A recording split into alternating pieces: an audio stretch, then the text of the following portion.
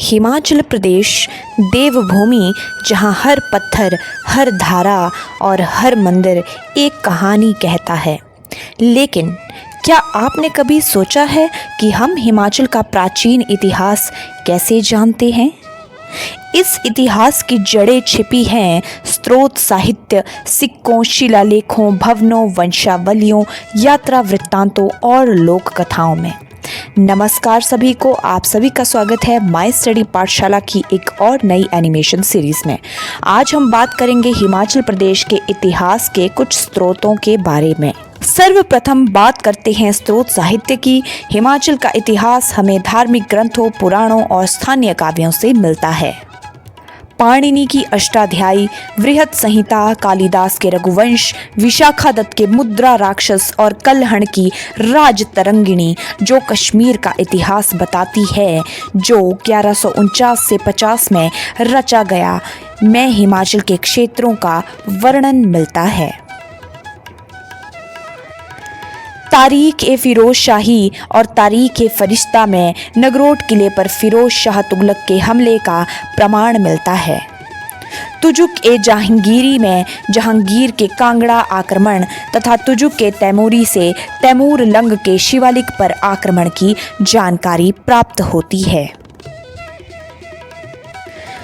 अब जरा आते हैं सिक्कों पर। सिक्के इतिहास के मौन साक्षी हैं। हिमाचल प्रदेश में सिक्कों की खोज का काम हिमाचल प्रदेश राज्य संग्रहालय की स्थापना के बाद गति पकड़ने लगा।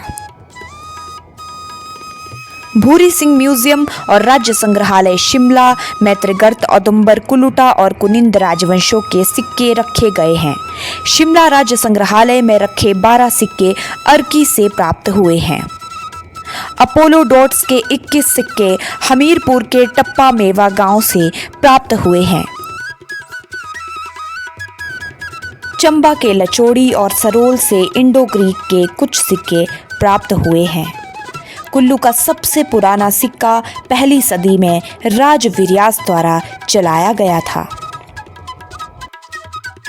शिलालेखों की यदि बात की जाए तो कांगड़ा के पथियार और कनिहार के अभिलेख, हाटकोटी में सोनपुर की गुफा के शिलालेख, मंडी के सलोणू के शिलालेख द्वारा हम हिमाचल प्रदेश के प्राचीन समय की सामाजिक आर्थिक गतिविधियों की जानकारी प्राप्त कर सकते हैं। भूरी सिंह म्यूजियम चंबा में चंबा से प्राप्त 36 अभिलेखों को रखा गया है, जो कि शारदा और टांकरी लिपियों में लिखे हुए हैं। कुल्लू के शलारू अभिलेखों से गुप्त काल की जानकारी प्राप्त होती है।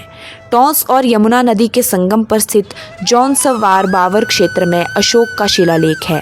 निरमंड में 7वीं शताब्दी का महासामंत समुद्रसेन का ताम्रपत्र है। की जाए भवनों की तो हिमाचल प्रदेश का कांगड़ा किला, भरमौर के मंदिर, सिरमौरी ताल के भग्नावेश, कामरू, नगर, ताबो और की मोनेस्ट्री इत्यादि बौद्ध विहार के भवनों से भी प्राचीन हिमाचल के इतिहास की जानकारी हमें प्राप्त हो सकती है। यदि बात की जाए वंशावलियों की, तो वंशावलियों की तरफ सर्वप्रथम मूर क्राफ्ट ने काम किया और कांगड़ा के राजाओं की वंशावलियां खोजने में सहायता की। कैप्टन हारकोट ने कुल्लू की वंशावली प्राप्त की। बाद में कनिंघम ने कांगड़ा, चंबा, मंडी, सुकेत और नूरपुर राजघरानों की वंशावलियां खोजी।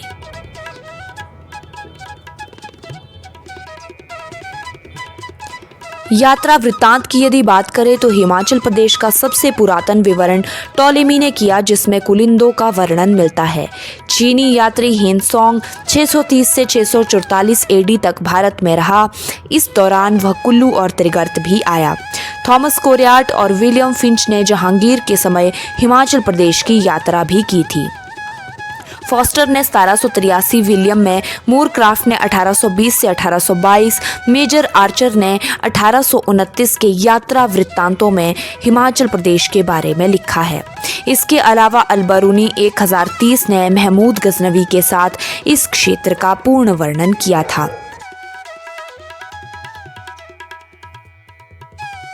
तो देखा आपने, हिमाचल का इतिहास सिर्फ किताबों में नहीं बल्कि सिक्कों में, शिलाओं में, मंदिरों में और लोकगीतों में भी बसा हुआ है। हर पत्थर, हर कहानी हमें हमारे गौरवशाली अतीत से जोड़ती ही रहती है। तो ये था हिमाचल प्रदेश के इतिहास का एक छोटा सा विवरण। होप सो आपको ये वीडियो पसंद आई होगी। वीडियो को लाइक करें, कमेंट करें, शेयर करें और चैनल को सब्सक्राइब करना ना भूलें। धन्यवाद।